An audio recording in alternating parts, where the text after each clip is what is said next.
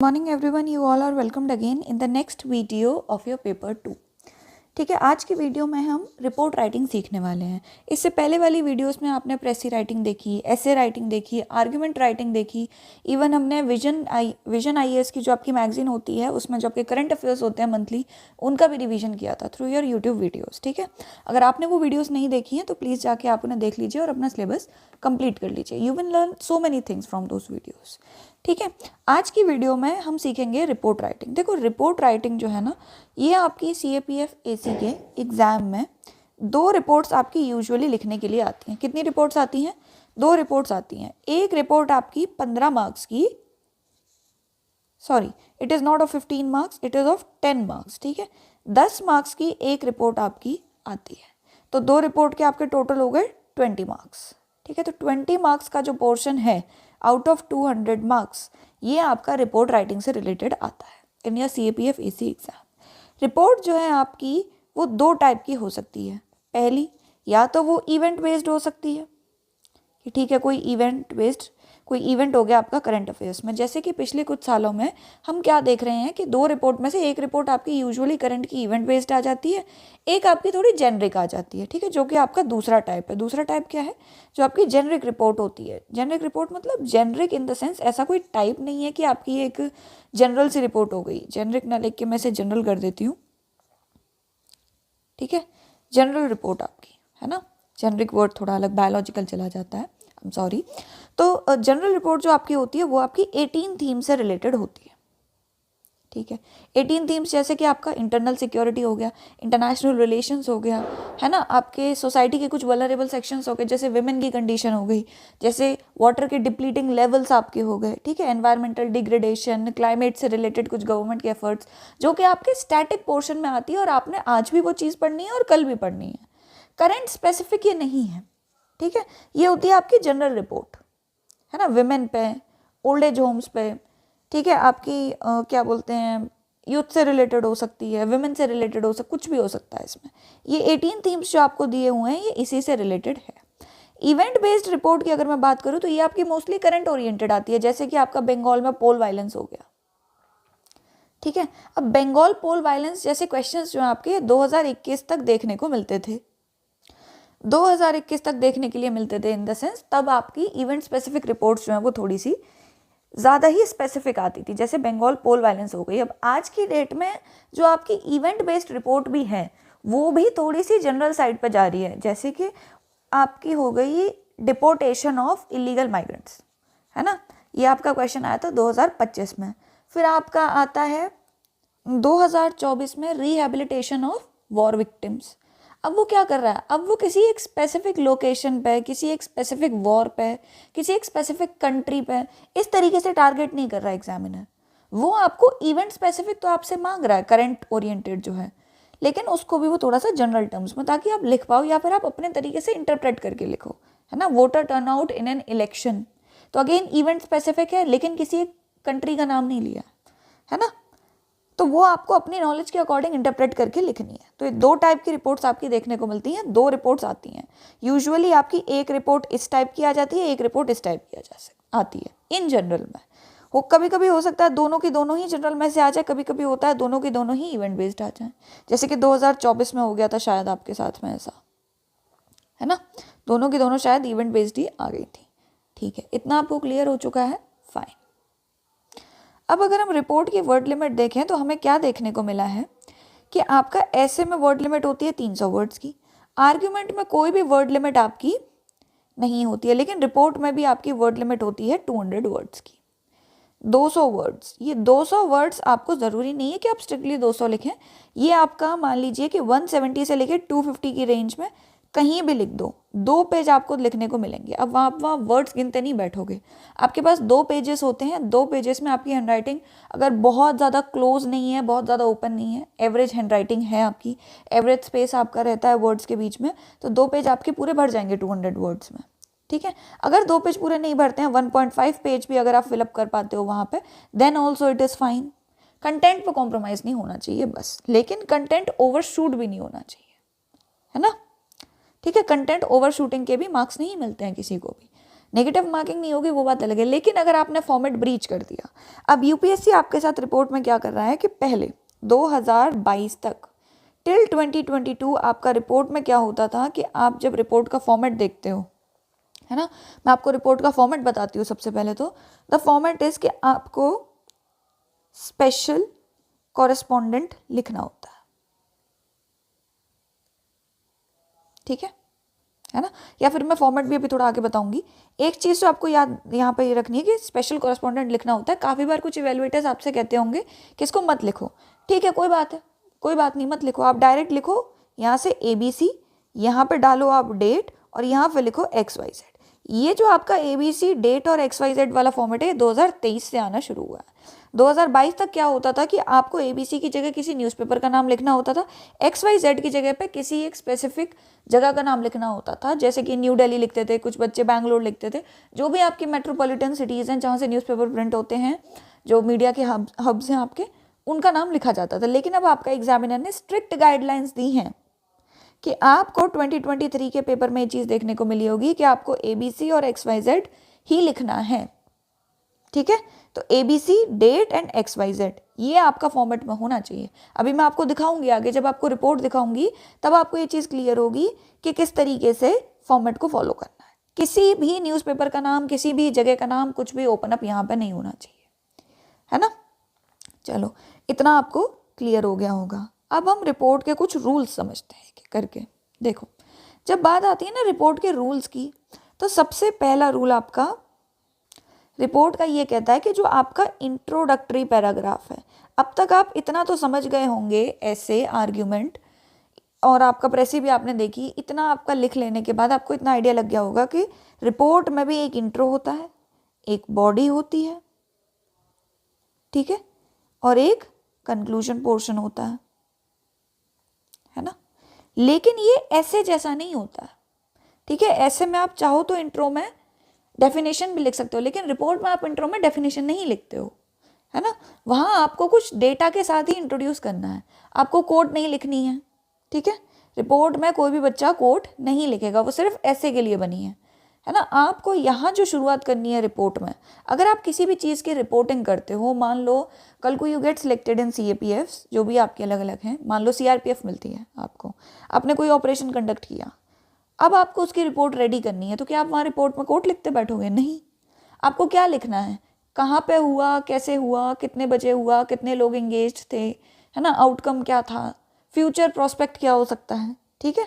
तो आपको यहाँ पे इंट्रोडक्शन में क्या करना है, इंट्रोडक्शन में आपको कुछ चीज़ें फॉलो करनी है। सबसे पहली चीज़ क्या हुआ, व्हाट हैपेंड, फिर लिखना है आपको व्हेन इट हैपेंड, देन आप लिखोगे वेयर इट हैपेंड, एंड एक चाहो तो आप हाउ भी इंक्लूड कर सकते हो। अब ये हाउ कैसा होता है, देखो ये हाउ जो होता है ना, यहाँ पे ये इस व्हाट को एक्सप्लेन करता है, ठीक है।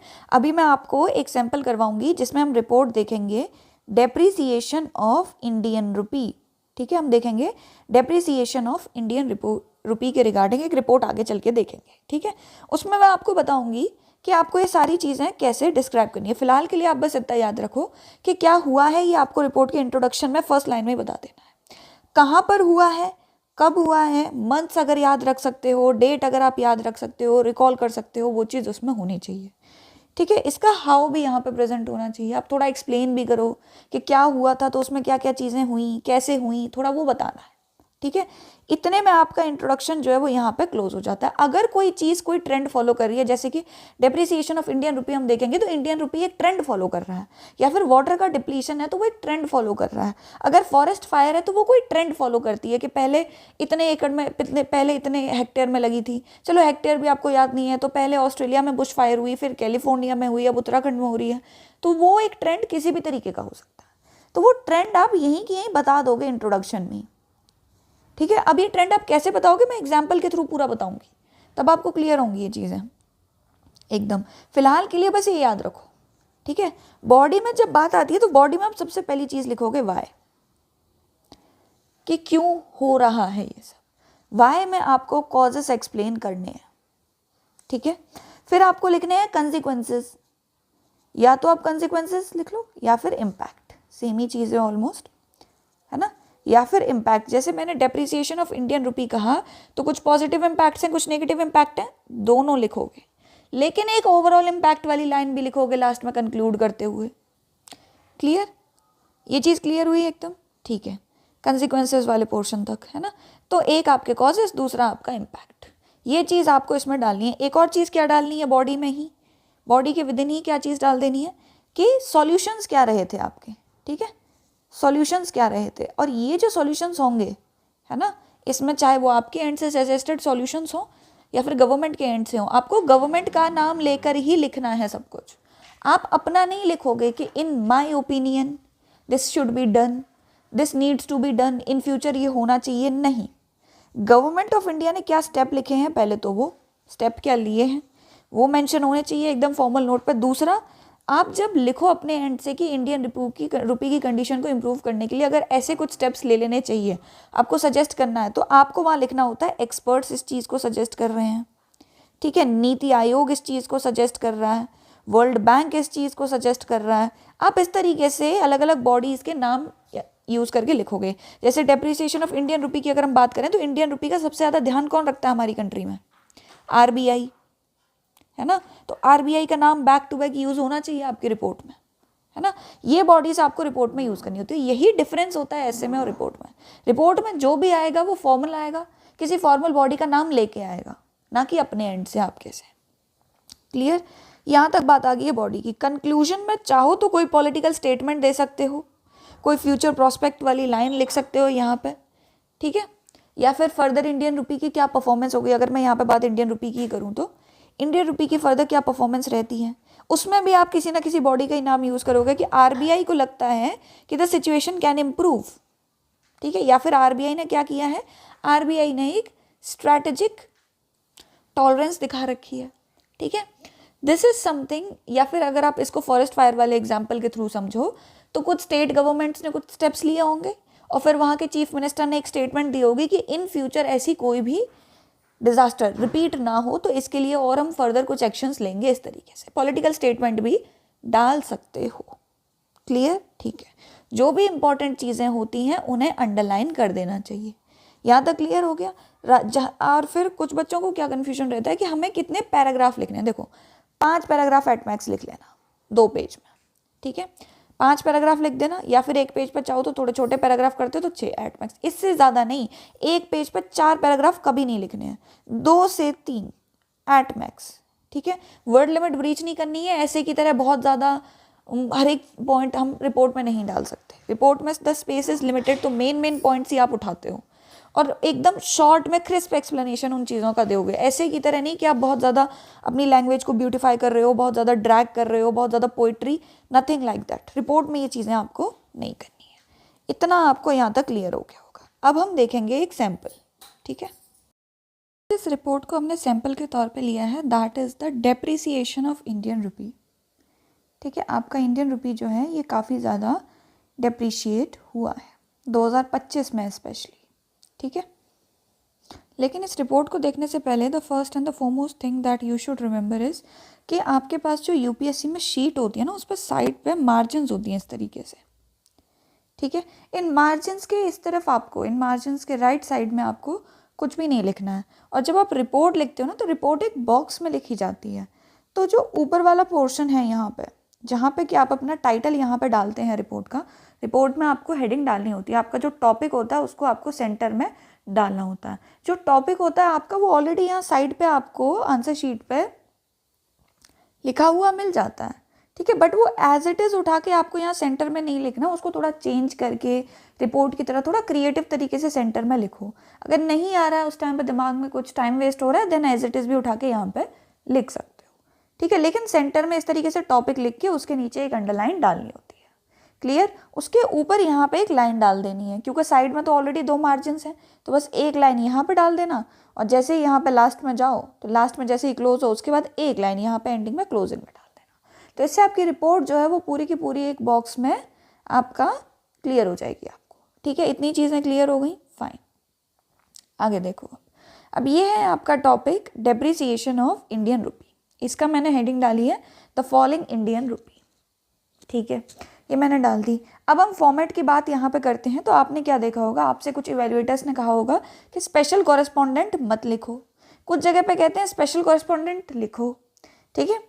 तो ये आपकी चॉइस है, चाहो तो इसको लिख लो, नहीं लिखना है आपको तो मत लिखो। आप डायरेक्ट ABC डेट और XYZ ये भी लिख सकते हो, लेकिन ABC XYZ के अलावा कुछ और नहीं लिखोगे। और जो डेट होगी ना वो आपकी जिस दिन आप रिपोर्ट लिख रहे हो उससे एक दिन पहले की, पहले की डेट होनी चाहिए।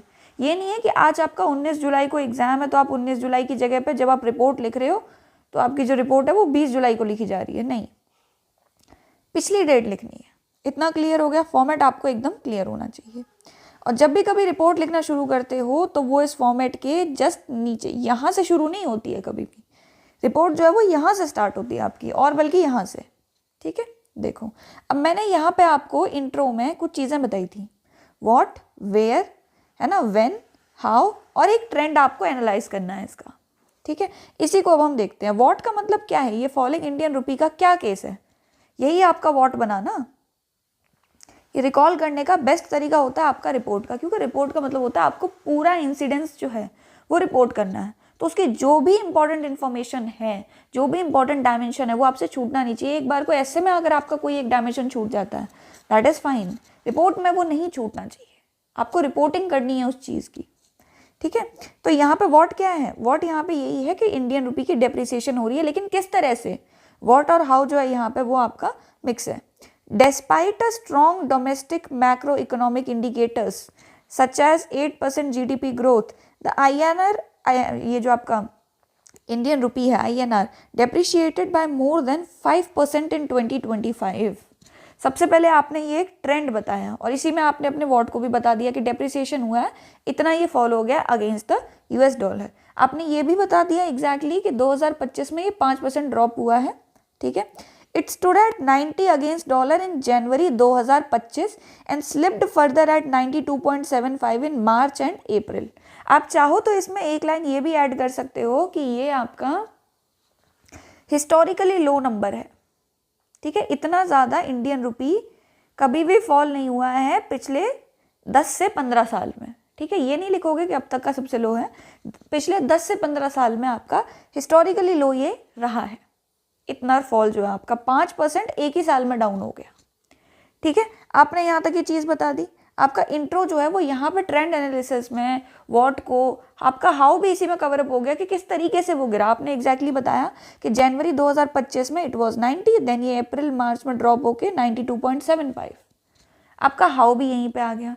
वेयर वाला पोर्शन जो है वो इसमें नहीं आएगा, ठीक है। वेयर वाला पोर्शन इसमें नहीं आएगा क्योंकि डेप्रिसिएशन ऑफ इंडियन रुपी है। लेकिन अगर आप इसी की जगह पर रिहेबिलिटेशन ऑफ वॉर विक्टिम्स लिखते हो तो वहाँ पे आप वेयर में बताओगे कि एग्जैक्टली रिहेबिलिटेशन की साइट्स अगर कुछ बनी हैं, है ना, तो आपको वो बताना है कि कहाँ पर रिहेबिलिटेट हुए हैं, या फिर अगर कहीं पर वॉर हो रहा है तो what is the exact site of that war, ठीक है। तो ऐसी जगह पे आपका वेयर इंक्लूड होता है, अदरवाइज वेयर इंक्लूड नहीं होगा यहाँ पे, इस रिपोर्ट में तो नहीं होगा at least.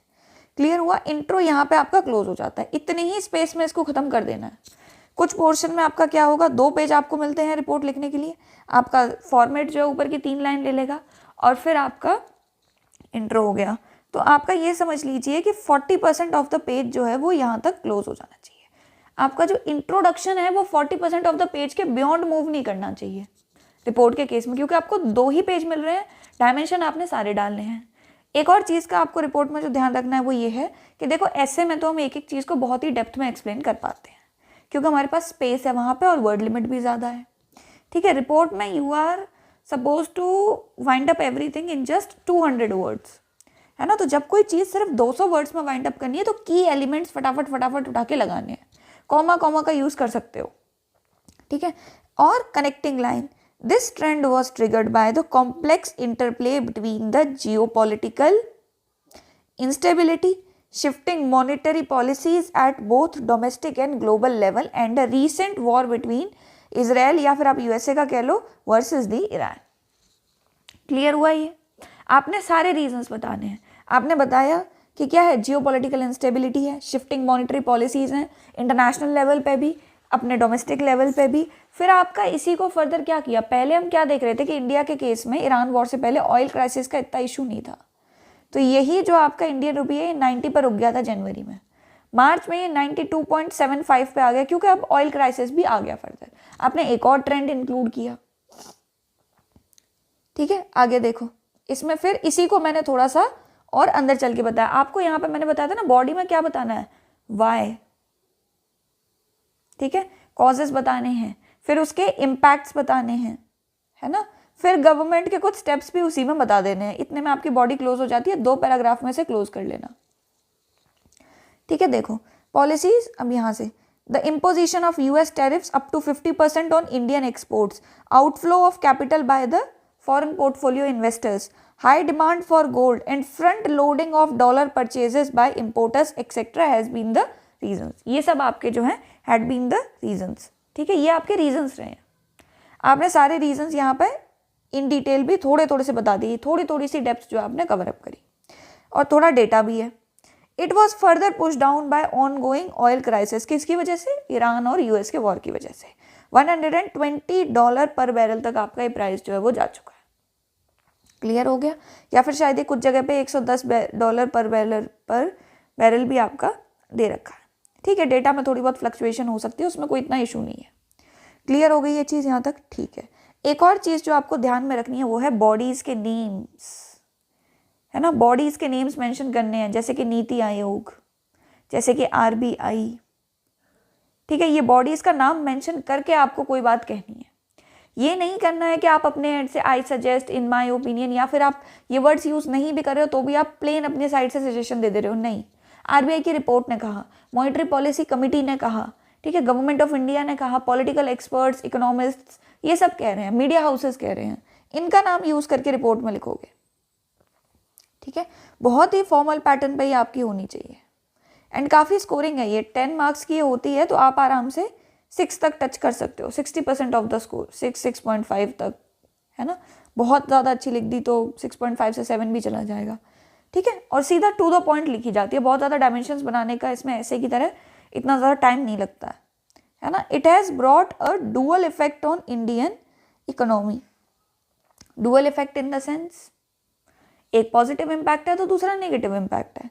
As per RBI the imported inflation can put pressure on the middle class. आपने बताया इन्फ्लेशन पुट हुई और डायरेक्ट बता दिया उसका इम्पैक्ट किसके ऊपर, मिडिल क्लास के ऊपर, through a rise in fuel expenditure, and the government has to face increased subsidy burden किसके ऊपर, फर्टिलाइजर्स के ऊपर, क्योंकि इम्पोर्ट आपके महंगे हो जाएंगे, ठीक है। चाहो तो इसमें आप एक आधा पॉइंट आपका फॉरेक्स रिजर्व वाला भी इंक्लूड कर सकते हो कि फॉरेक्स डेफिसिट जो आपका वो बढ़ेगा। वेयर एज IT सर्विसेज हो गई, फार्मास्यूटिकल्स हो गई, ये हमारे एक्सपोर्ट्स हैं, इन्हें क्या होगा, इन्हें बेनिफिट होगा, है ना, they can benefit from higher realisation of rupee, ठीक है। एक और बेनिफिट यहाँ पे क्या हो सकता है, आपकी जो रेमिटांसेज हैं वो बढ़ सकती हैं। मतलब रेमिटांस वैसे तो नहीं बढ़ेगी, लेकिन रेमिटांस का जो कन्वर्जन होता है ना डॉलर टू रुपी, वो बढ़ जाएगा, ठीक है। तो आपने इंपॉर्टेंट पॉइंट्स डाले। अब आपको लग रहा होगा मैम इम्पैक्ट हम 1-2 और लिख सकते थे, चाहते तो लिख सकते थे, बट वही है कि रिपोर्ट में आपको मेन पॉइंट ज़्यादा उठाने और उन्हीं को आपस में जोड़ना है, ठीक है, तो वो करो। अब यहाँ पे आगे हम देखते हैं, बट ओवरऑल आपको फाइनल लाइन भी देनी है। It is a bad signal for the Indian economy as per some experts, ठीक है। Although RBI has shown strategic tolerance. Strategic tolerance मतलब, स्ट्रैटेजिक टॉलरेंस का मतलब होता है कि RBI जो है अभी बहुत ज़्यादा एक्शन नहीं ले रहा है इस चीज़ के अगेंस्ट में, इस चीज़ को कंट्रोल करने के लिए। RBI ऑब्जर्व कर रहा है अभी अपने एंड से, छोटे छोटे कुछ स्टेप्स वो ले दे रहा है, ठीक है, क्योंकि RBI चाहता है कि रुपी जो है वो डॉलर के अगेंस्ट अपनी नेचुरल प्लेस जो है मार्केट में फाइंड आउट कर ले। Towards this trend it has kept the repo rate at an elevated 6.5%, ठीक है। मॉनेटरी पॉलिसी कमेटी ने भी यही बोला था। To prevent capital flight, RBI also tightened forex derivative norms to curb speculative trading, Indian rupee को further down करने के लिए जो होती है।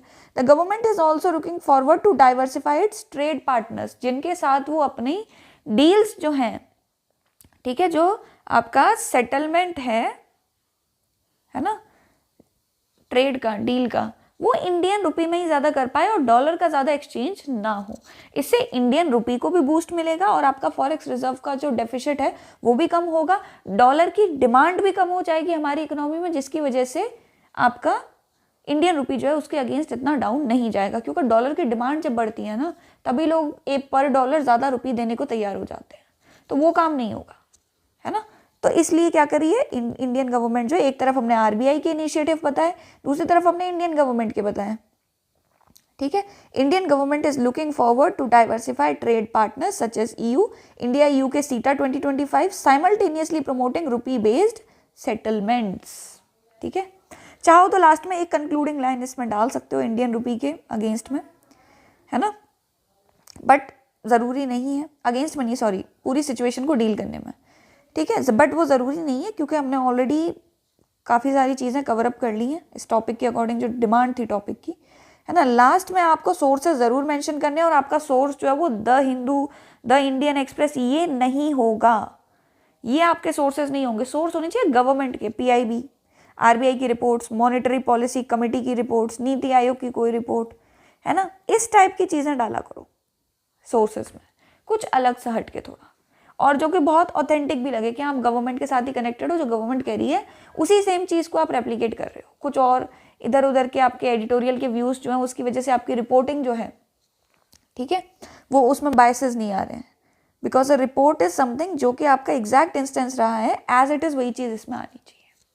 क्लियर हुआ कितना डेटा डालना है। एक और इंपॉर्टेंट चीज़ जो तुम लोग भूल जाते हो, चीज़ों को अंडरलाइन करना, कीवर्ड्स को अंडरलाइन ज़रूर करना है, ठीक है, ताकि एग्जामिनर को वो चीज़ ऊपर से ही दिखाई दे जाए, है ना, क्योंकि फिर वो डेप्थ में जाके बहुत ज़्यादा ढूंढने लग गया तो फिर वो मिस्टेक्स भी उतनी ही ज़्यादा निकाल लेता है। क्लियर हुआ यहाँ तक? चलो ठीक है, थैंक यू सो मच। आपका रिपोर्ट की जो राइटिंग है वो यहीं पे एंड होती है। अब आपको मुझे कमेंट सेक्शन में बताना है कि नेक्स्ट वीडियो आप हाउ टू राइट सीरीज़ में कौन से टॉपिक पे चाहते हैं, है ना। मैं आरसी की वीडियो लाऊं या फिर मैं फिर से किसी ऐसे का सैंपल लेके आऊं, you have to tell me in the comment section. Thank you so much.